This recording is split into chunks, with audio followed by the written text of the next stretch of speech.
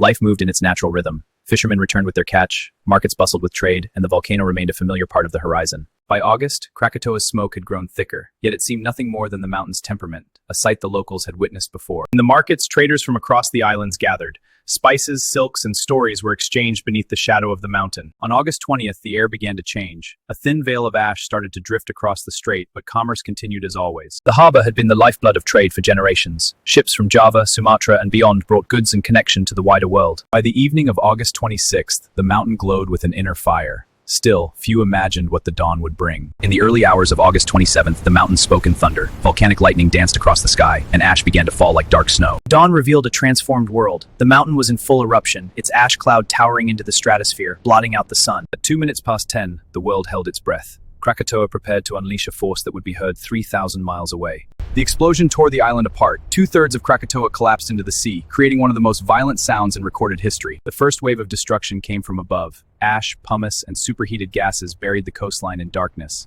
And then came an eerie silence. The sea retreated, pulling back as if the ocean itself was gathering strength for what would follow. In the days that followed, the ash settled. Rain began to wash the land, and the first signs of resilience appeared in the soil. Survivors began to return, stepping carefully through the ruins of their former lives, searching for what could be salvaged.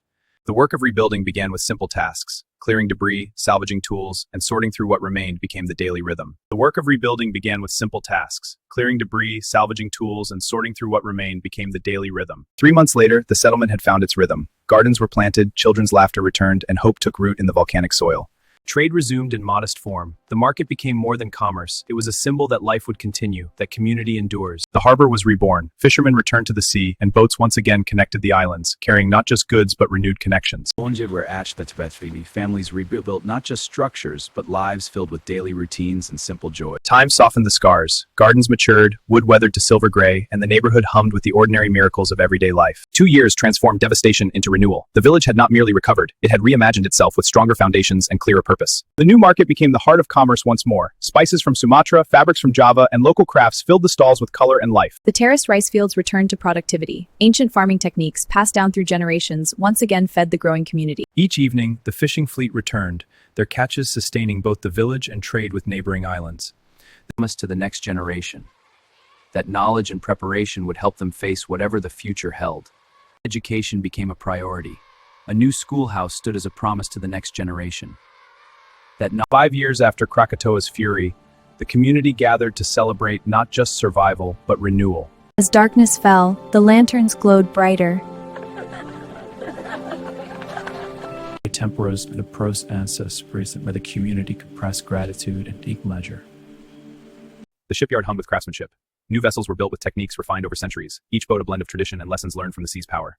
The volcanic soil, once a burden of ash, proved remarkably fertile. New crops flourished, and the community expanded beyond fishing into diverse agriculture and spice trade. Artisans revived traditional crafts, creating goods for both local use and export. Their work preserved cultural heritage while providing economic strength. A new administrative center coordinated the region's growth. It represented stability, governance, and the community's determination to build institutions that would endure. Science joined tradition. A small observatory monitored the Earth's tremors and the sky's patterns, ensuring the community would never again be caught unaware. Trade.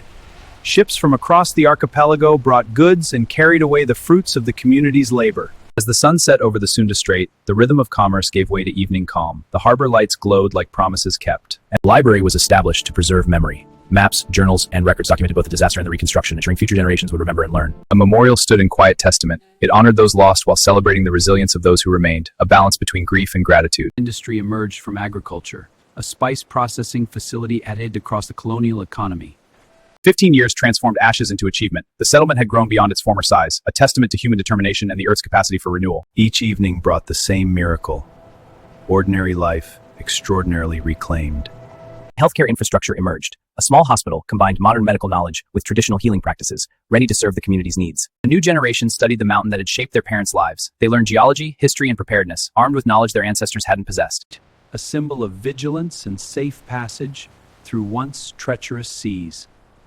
Telegraph wires connected the settlement to Batavia, Singapore, and beyond. Information that once took weeks now traveled in minutes, linking the community to the wider world. But in celebration. 2 decades of rebuilding had created something stronger than what existed before. The mountain itself had begun anew. Where rock had been torn apart, life found footholds. From ashes and nature's fury, the mountain remained a thin stone as a chapter. Education flourished into higher learning. A small college trained teachers, engineers, and scientists, ensuring the community would continue to grow through knowledge and innovation. Prosperity allowed expansion upward.